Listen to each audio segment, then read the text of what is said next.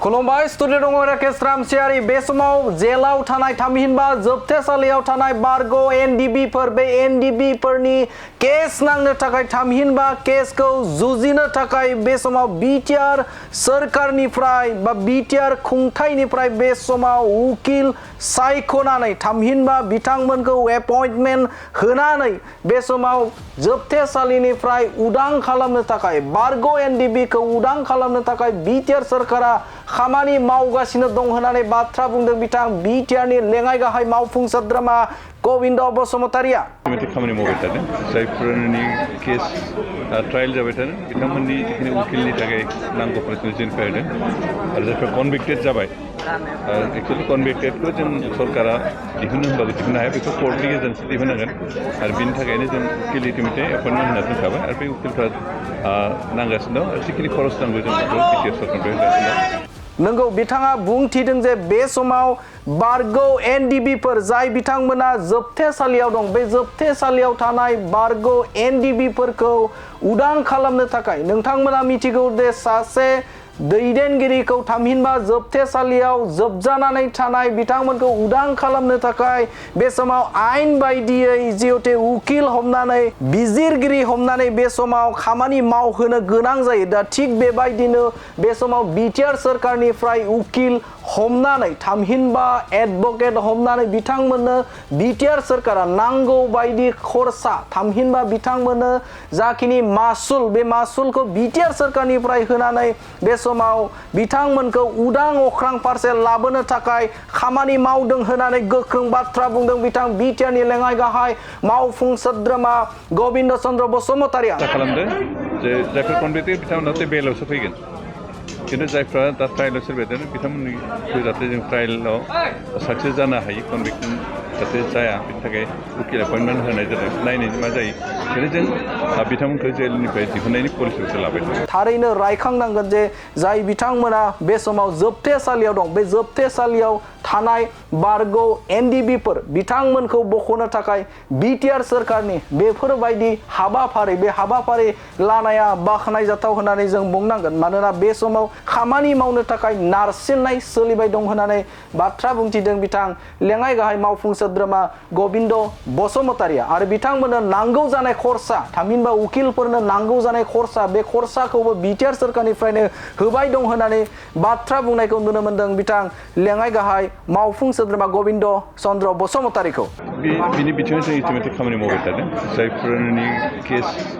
Trial जाबाय थादों बिथांमोननि जिखिनि उकिलनि थाखाय नांगौ प्रेजेन्टेसन होदों आरो जायफ्रा कनभिक्टेड जाबाय एक्चुअलि कनभिक्टेडखौ जों सरकारा दिहुननो होनबाबो दिहुननो हाया बेखौ कर्टनि गेजेरजोंसो दिहुननांगोन आरो बिनि थाखायनो जों उकिल इटिमेटे एपइन्टमेन्ट होना दोनखाबाय आरो बे उकिलफ्रा नांगासिनो दं आरो जिखिनि खरस नांगौ जों बेखौ बिटिआर सरकारनिफ्राय होगासिनो दं। जों आसा खालामदों जे जायफोर कनभिक्टेड बिथांमोना बेलावसो फैगोन खिन्थु जायफ्रा दा ट्रायेलाव सोरबाय थादों बिथांमोननि जाहाथे जों ट्रायेलाव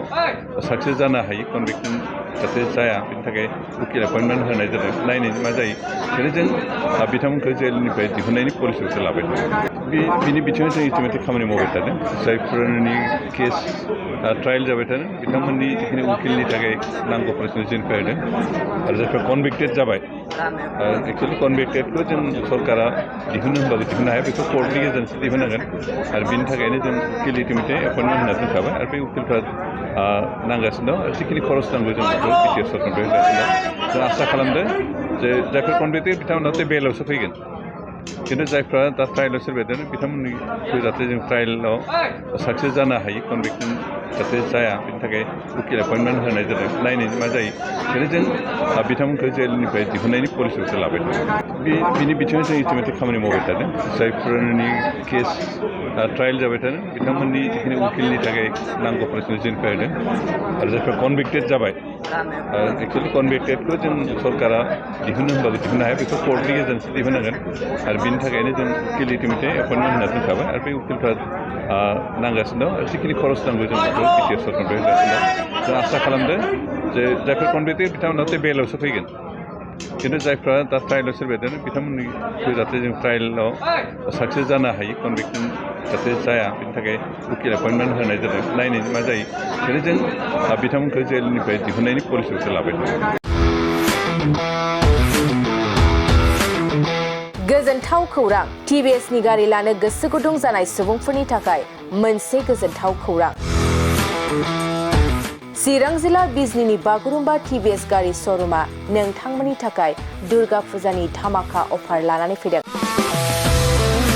बाइक आरो स्कुटी गारि सालायनो मोजां मोनग्रा रायजो राजाफोरनि थाखाय बागुरुम्बा TVS गारि श'रुमा धामाका अफार होना नोंथांमोननि गेजेराव मोनसे मोजां खाबु होगासिनो दं